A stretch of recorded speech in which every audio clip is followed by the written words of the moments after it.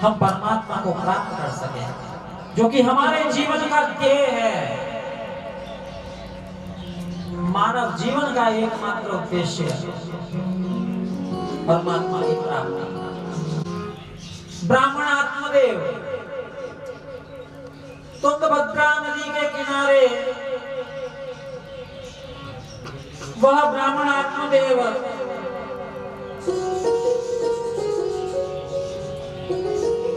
अपनी पत्नी के साथ रहते थे। साधन संपन्न है, किसी चीज का कोई अभाव नहीं, लेकिन संतान नहीं। इसलिए आत्मदेव दुखी रहने लगे। घर में पत्नी है, नाम है धुंधली। धुंधली क्यों दिया? क्योंकि लोक वार्ता क्रूरा प्रायशो बहुजल्पिता।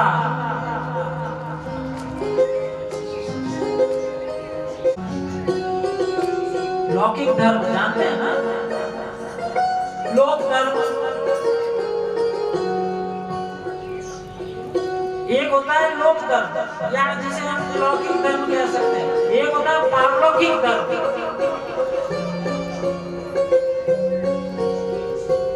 लोक धर्म यानी इस संसार में व्यवहार जगत को हम व्यवहार कैसा करते हैं किसी के साथ, ये लोक धर्म है।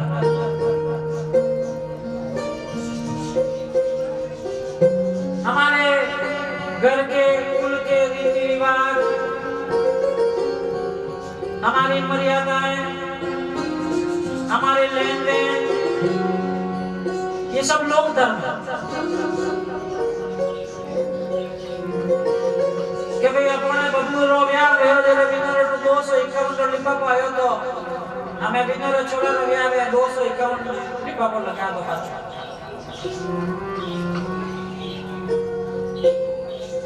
पति देव ने कहा नहीं हमें भी बात कर तो हमें बहुत साल हो गया, तो महंगाई भी कितनी लगी, बाबा 300 कर दो,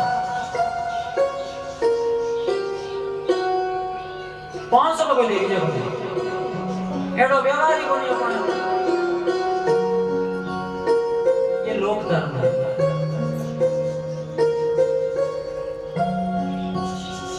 और लोक धर्म अब गया जब तो चाय नहीं भाई हमें आटे इन्होंने खाना करो,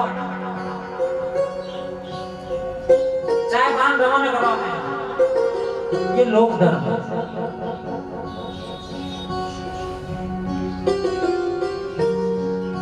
तो लोक धर्म में वह धुंधली माहिर है, यानी निपुण है।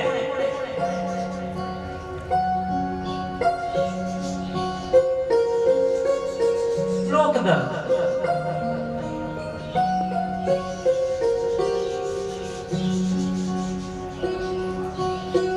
नाम है धुंधली, ये सांकेतिक कथा है। जिसकी मति धुंधली है, जिसकी बुद्धि धुंधली है, जो स्पष्ट निर्णय नहीं कर पाती,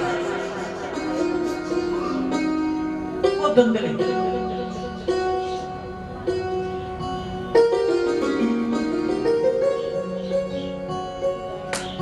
बहुजल्पिका ज्यादा बोलती। आत्मदेव दुखी हुए, संतान नहीं, क्या करें, रोने लगे थे।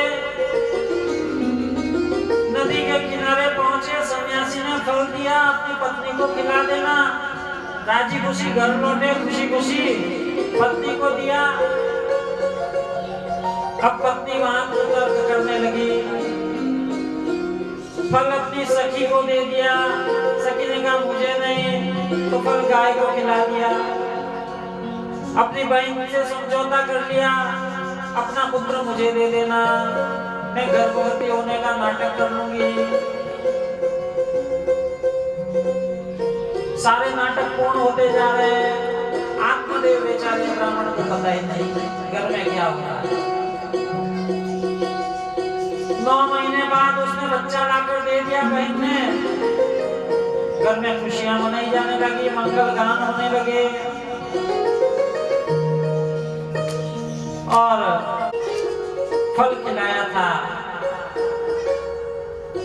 उसे भी पुत्र की प्राप्ति हुई। उसके कान जो थे वो गौ जैसे थे, इसलिए गोकर्ण नाम दिया गया। पुतली की अपनी संतान नहीं है, उस सन्यासी के प्रसाद का फल नहीं है ये।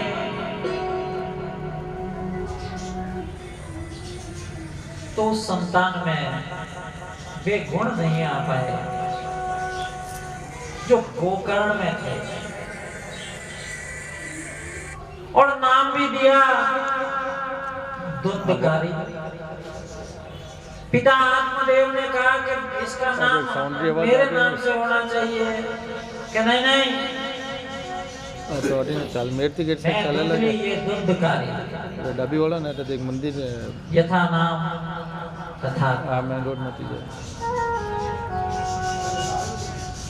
नए नवेले और यूनिक नामों की खोज में कई बच्चों के नाम ऐसे मत रख देना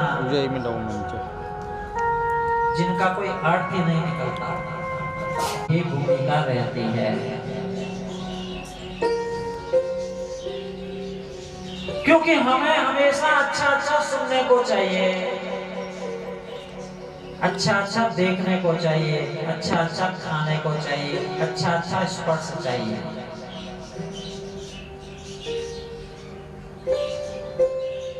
हमारे कर्ण, हमारी नासिका, हमारे चक्षु, हमारा मुख और हमारी त्वचा, ये 5 ज्ञानेंद्रियां 5 प्रकार के अलग अलग भोगों को भोगने के लिए निरंतर सदैव हमसे मांग करती रहती है, और यही हमारे पतन का, हमारी मृत्यु का कारण भी बन जाती है।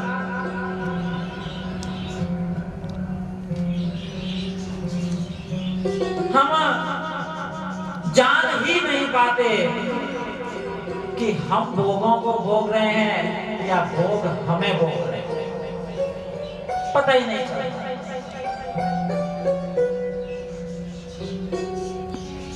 क्योंकि कहा है कि भोगान भुक्ता वयमेव भुक्ता, तपो न तप्ता वयमेव तप्ता, कालो न यातो वयमेव याता, तृष्णा न जीर्णा वयमेव जीर्णा। अबे जानो कि भोगों ने अबे भोग रहे हो ना,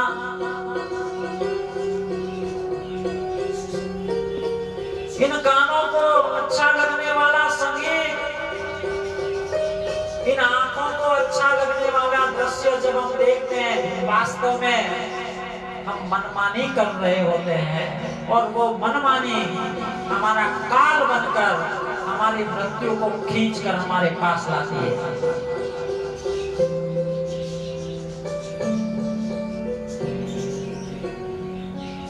किसी ने कहा बाहर कि भाई सुंदर संतरा है, ले लो। अपन सुनियो, सबसे पहले अपन ने सुना,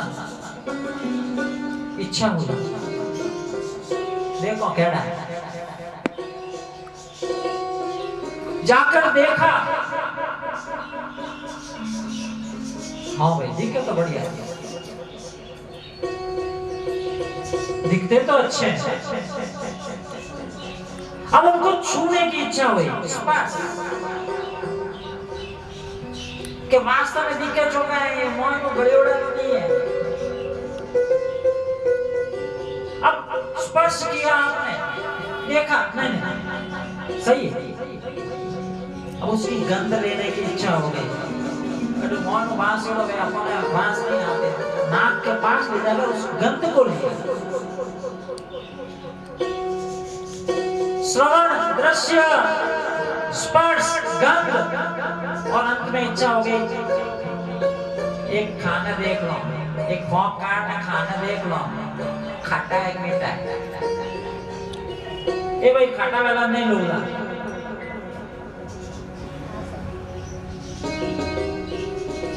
शब्द, दृश्य, स्पर्श, गंध और स्वाद, इन सबको अपन ने पुष्ट कर लिया, और इतना पुष्ट कर लिया है कि अब हमारा मन कहता है कि जो मैं कहता हूं वही सुन, मैं चाहता हूं कोई दे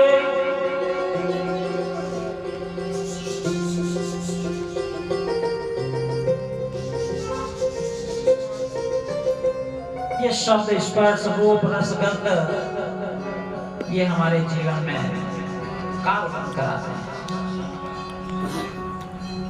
हमें मृत्यु तक ले जाने का सामान तय कर लेते हैं। ये इंद्रियों की मनमानी है। तो कहा कि यह शरीर हड्डी मांस रुधिर का पुतला है, पिताजी इसमें आसक्ति त्याग कर आप वन को जाइए, लोक धर्म का परित्याग कीजिए और परमात्मा का निरंतर भजन कीजिए। आत्मदेव ने चूंकि दसवें स्कंद का पाठ करते हुए परमात्मा की प्राप्ति की, धुंधली भी चल बसी, धुंधकारी को भी मार दिया गया। जब गोकर्ण जी तीर्थ में समाचार प्राप्त हुए, उन्होंने वहां श्राद्ध वगैरह किए, लेकिन जब एक बार गांव लौट कर आए थे, वहां देखा कि धुंधकारी की गति नहीं हुई। वह प्रेत बनकर अब भी घर में ही घूम रहा है, अटका हुआ। पूछा था धुंधकारी से, तुम्हारे लिए क्या करें, तुम्हारी मुक्ति हो जाए, तुम्हारी गति हो जाए।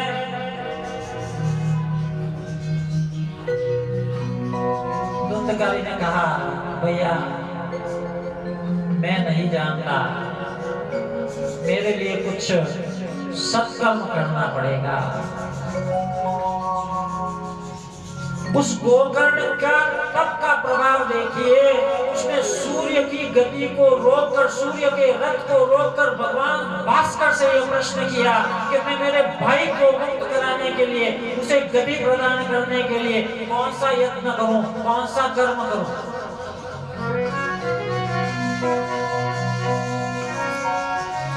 सत्कर्म करने की प्रेरणा हुई। श्रीमद् भागवत कथा का आयोजन हुआ, गोकर्ण स्वयं व्यासपीठ पर विराजे, कथा सुनाई। 7 दिन में 7 गांठों के टूटने से उस बांस में बैठा हुआ धुंधकारी मुक्ति को प्राप्त हुआ। बोल श्रीमद् भागवत महापुराण की। यानी कहते हैं प्रेत पीड़ा विनाशिनी श्रीमद् भागवती कथा, प्रेत पीड़ा का भी विनाश करने में जो सक्षम है। अब प्रश्न ये उठा कि धुंधकारी ने मुक्ति क्यों मिली? होनी तो पूरा गांव वाला भी उठा। पूछा उन देवदूतों से कि भाई क्या कारण है? होनी है अंजना ने तो लेवन एक रत्ती लेना है। तो यहाँ देवदूत स्पष्ट करते हैं कि श्रवण में भी भेद होता है। इस धुंधकारी ने श्रवण तो किया ही, उसका चिंतन मनन भी किया है, इसलिए इसे परमात्मा की प्राप्ति हुई। धुंधकारी मुक्त हुआ। गोकर्ण जी ने दूसरी बार कथा पढ़ी थी और सबको इस आवागमन के चक्र से मुक्त कर दिया। ये भागवत की महिमा है। आज हम प्रथम स्कंद तक नहीं पहुंच सके हैं। एक कथा है और इसका रस कब कैसे किधर किस विषय की ओर प्रवाहित होता है और किस विषय में किस संदर्भ में किस टॉपिक पर कब कितना वक्त देना है ये तय नहीं होता। कल हम प्रथम स्कंद में जाने का प्रयास करेंगे। आज इस महात्म्य में इन 2 कथाओं के साथ साथ ये भी दिखाया गया है, ये भी बताने की चेष्टा की गई है कि कथा कब सुननी चाहिए, कथा में क्या क्या नियम व्रत लेने चाहिए, कथा वाचक कैसा होना चाहिए, श्रोता कैसा होना चाहिए, जगह कैसी होनी चाहिए, इन सब के बारे में बहुत विस्तार से चर्चा है। तो सार रूप में अगर कहें तो जब भी शुभ संकल्प मन में उदय हो जाए वही सबसे अच्छा मुहूर्त है। परमात्मा विषय किसी भी कार्य करने का मन हो जाए, इच्छा हो जाए, एक संकल्प जग जाए, सबसे अच्छा मुहूर्त वही है।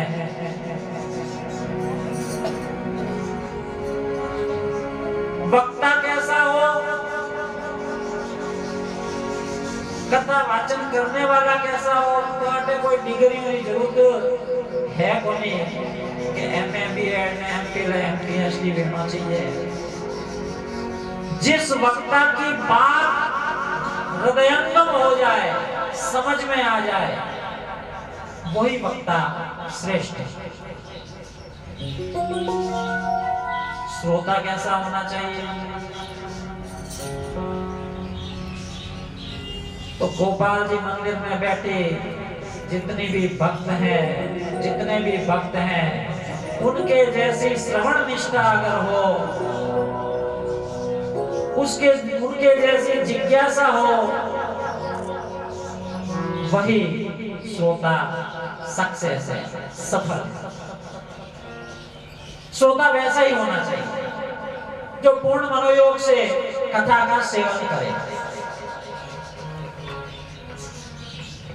फिर बताया कि कौन कौन से नियम ग्रहण करने चाहिए। कथा 7 दिनों की अगर है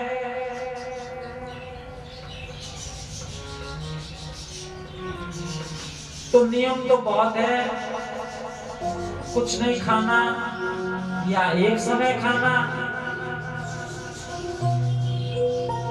भूमि पर शयन करना, ब्रह्मचर्य का पालन करना, क्षौर कर्म नहीं करना, वगैरह वगैरह।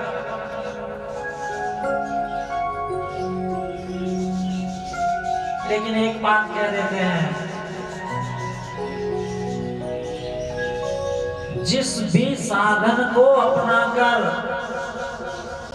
कथा प्रेम से श्रवण की जा सके वही साधन अपनाना चाहिए। 2 टाइम खायो कथा आवड़ नहीं जाए 2 टाइम खा लो, 4 टाइम खायो कथा आवड़ नहीं जाए 4 टाइम खा लो। आज भूमि पर शयन करने का संकल्प ले लिया ना, भूमि माते हुई गया, सुबह उठ गया, कमर अकड़ी की, काले कथा में नहीं बैठ पाओ और उतलो कहीं कौन आयो, तो एड़ा नियम भी नहीं लेना। नहीं आज मैं व्रत करूंगा, एक दिन जरूर बुरी कथा उड़ने बचे। मैं डॉक्टर साहब से गोलियां दियोड़ी गए, आज ली नहीं ना सॉन्ग रखने की हालत खराब, तो एड़ो एकाश में कहीं कौन एड़ा नियम कहीं कौन। तो जैसा आपका शरीर एलाउ करे वैसा नियम अपनाना चाहिए। हाँ, कथा में जब बैठे हैं तो परमात्मा के चरणों में किसी एक संकल्प को जरूर छोड़ देना चाहिए। एक संकल्प की प्राप्ति के लिए प्रार्थना जरूर कर लेनी चाहिए। और यदि आप सकाम भाव से इस कथा का सेवन नहीं कर रहे हैं तो परमात्मा के चरणों में एक अर्जी जरूर लगा देना कि 7 दिन तक मस्ती कथा होने शक्ति, क्षमता, सामर्थ्य, समय मने जरूर दे दी। इतो तो करी।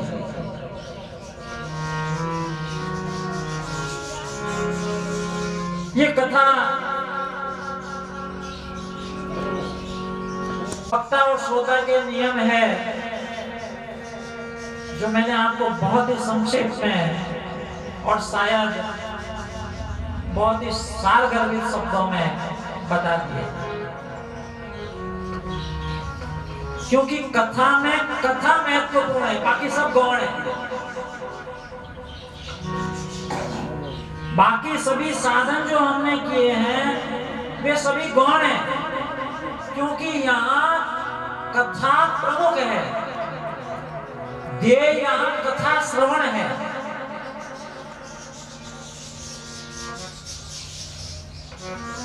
और प्रमुख ध्येय जो है वही अगर उसमें भी गड़बड़ हो जाए तो फिर कथा के श्रवण का कोई औचित्य शेष नहीं बचता। इसलिए हम हमारी श्रवण निष्ठा को कैसे प्रबल बनाए रखें उस पर ध्यान दीजिए और वे ही नियम अपनाइए।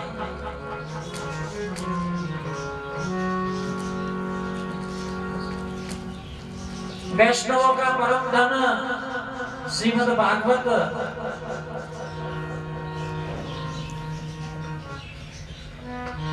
कल्पतरु कहा गया है। यदि इच्छा हो जाए, सकाम भाव आ जाए, कोई चिंता की बात नहीं, कोई तकलीफ की बात नहीं। कहते हैं निष्काम भाव बहुत उत्तम होता है, डेफिनेटली अवश्य होता है, लेकिन सकाम भाव लेकर भी आप कथा श्रवण कर रहे हैं, परमात्मा की पूजा कर रहे हैं, परमात्मा का जप कर रहे हैं, परमात्मा का ध्यान कर रहे हैं, उसकी पूजा चर्या उपासना कर रहे हैं, उपवास कर रहे हैं, व्रत कर रहे हैं, तीर्थाटन कर रहे हैं, तो भी गलत नहीं है। अरे परमात्मा से मांगना कब से बुरा हो गया भाई? वो परम पिता है, उससे तो मांगेंगे। परम पिता से मांगना कब अपराध हो गया? माना कि निष्काम भाव श्रेष्ठ है, सर्वश्रेष्ठ है, लेकिन सकाम भाव के अंतर्गत साधनों को अपनाते हुए उस परम पिता परमेश्वर से मांगना भी कोई अपराध नहीं है। सांसारिक जीवों से मांगते हुए विचार करना, उस परम पिता से मांगते हुए कभी कोई विचार नहीं। तो यदि आप किसी सकाम उद्देश्य को लेकर बैठे हैं, वो भी परमात्मा के चरणों में, उसकी भी अर्जी लगा देगा। निश्चित ही परमात्मा आपके मनोरथ पूर्ण करेंगे।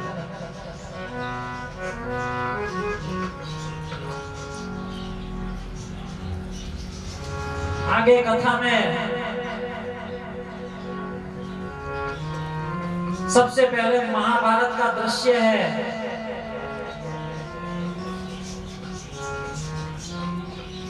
उस अधिकार नामक स्कंद में ये बताया गया है कि किस प्रकार यह जीव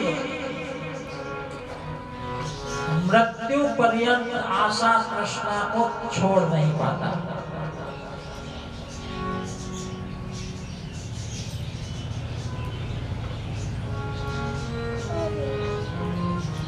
कल की कथा में हम उस महाभारत के उस दृश्य को भी देखेंगे जहां अश्वत्थामा द्रौपदी के पुत्रों के सिर काट कर ले आता है। आज की कथा को यहीं विराम देते हैं।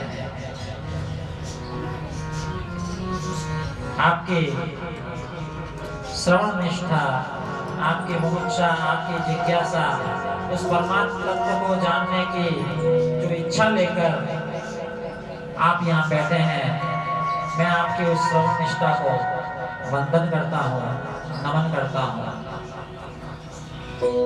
कल कथा ठीक समय पर प्रारंभ होगी। आज प्रथम दिवस पूजा और शोभा यात्रा में थोड़ा समय निकल गया, तो इसके लिए आप हृदय से क्षमा करना। कल कथा ठीक समय प्रारंभ करने का प्रयास होगा और बाकी तो बजा ठाकुर जी की इच्छा रही। एक बार पुनः जय घोष करते हुए हम आरती की तरफ बढ़ रहे हैं।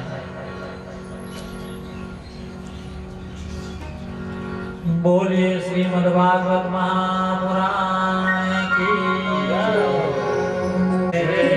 श्री राधे।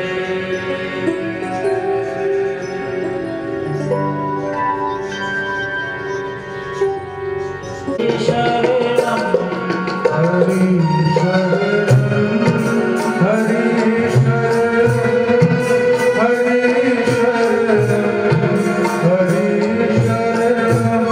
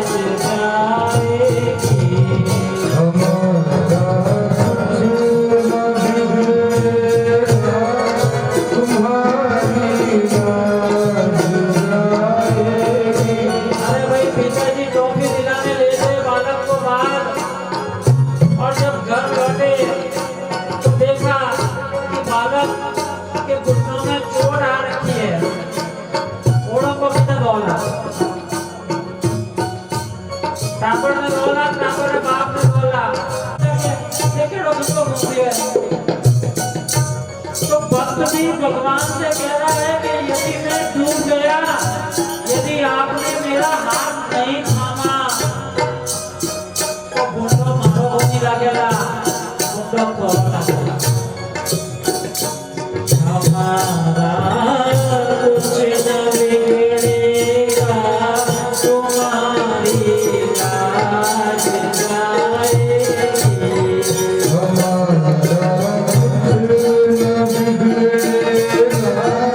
तुम्हारी